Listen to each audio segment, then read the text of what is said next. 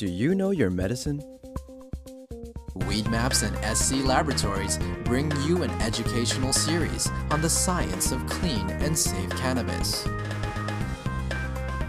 Today's cannabinoid profile is on cannabidiol. Cannabidiol, or CBD for short, is the second most prominent compound found in the cannabis plant. A lot of the medical benefits of cannabis that are attributed to THC or other cannabinoids are actually due to the CBD content of the cannabis. It has very strong anti-inflammatory properties. And not only does it help suppress inflammation, but there was a study that showed that it also helps the body to not make the chemical that causes inflammation. So it actually has somewhat of a preventive role. Cannabidiol has also been found to have anticonvulsant properties in that it can reduce the seizure threshold for a number of patients. I've had my own patients who have said that once they started using CBD-rich strains, they have found that they have had less episodes of their seizures. CBD is synthesized in the plant through the same pathways as THC, CBC. It starts out as geranyl pyrophosphate and alpha-tolic acid. Those two compounds join together through an enzyme-catalyzed reaction. Cannabidiolic acid, CBGA, is the starting material for CBDA, THCA, and CBCA. So CBDA synthase, if it's found in large enough amounts, will take this cannabidiolic acid and make it into cannabidiol carboxylic acid, which is CBDA. CBDA is CBD with a carboxylic acid attached to it.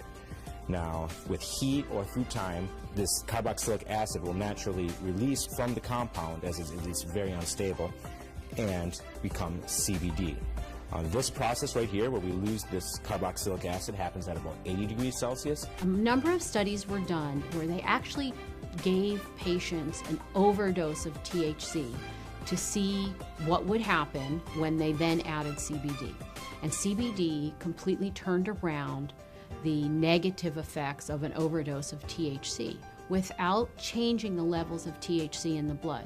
So that means that CBD exerts its own medicinal, just doesn't reverse THC, it actually has its own medicinal properties. CBD has been found to cause cancer cells to what we call commit suicide while preserving the normal cells. And what appears to happen is it appears to bind to the receptors on the cancer cells, which then induce the cancer cell to kill itself. Cannabidiol has also been found to be what we call biphasic in terms of sleep. So at low doses, it's what we call alerting. It kind of keeps you awake. At higher doses, it can be very sedating and cause you to sleep. But what's nice about that is you can control whether or not you are alert or you're feeling tired. When I started testing cannabis about 2 or 3 years ago, we saw virtually no high CBD plants. Almost every plant we tested was high in THC, anywhere from 10% to 20% THC, with some outliers on either end. Some plants would have maybe 1% CBD at the max, 1.5% CBD at the max. Now that we've been testing for a while, we see anywhere from 8 to 15% CBD and maybe 5 or 6% THC in these strains. Some strains we get a 50-50 ratio. It can happen in all different ratios, but what it is it's a recessive gene in plants. So we have breeders have to actively go and try and breed this back into these plants and find these high THC plants that might have that high CBD gene locked away and breed them together and see what they find. And really the only way you can know if it's high CBDA is to test it. With testing and growers or breeders having access to that knowledge base, we see them coming back and reversing some of the trends of the last 30, 40, 50 years and breeding the CBD back into the plants. Now, there have been a number of studies that have looked at cannabidiol, CBD, exerting a protective property to damaged neurons. And it appears that in the studies, CBD protects the nerves by inhibiting the process by which nerves are damaged. CBD has also been shown to protect against a brain injury. When patients or lab animals have had a brain injury, CBD appears to protect the brain from damage that occurred to the nerve cells.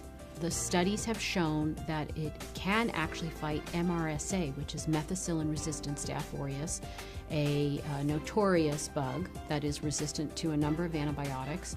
A topical application of cannabis was able to fight the infection, and the MRSA was eradicated from that infection site.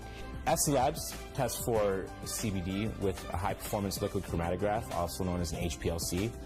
There's two different ways you can test for cannabinoids. It's either with an HPLC or with a GC.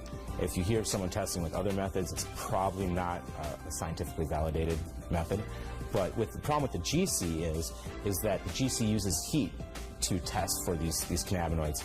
And as I said earlier, all the acidic cannabinoids are very sensitive to heat.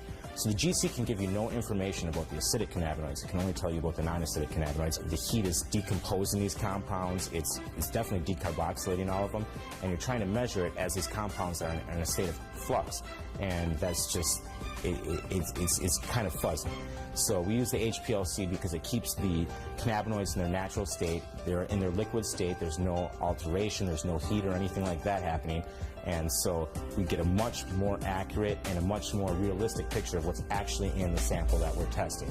One of the important things for people to understand about cannabidiol is it is not psychoactive. That means it does not change your mood, your mentation, the way that THC has psychoactive properties and can actually cause what we call the high. CBD does not do that. For patients who are not interested in the THC effect but are interested in the CBD effect, this is a terrific choice for them to have.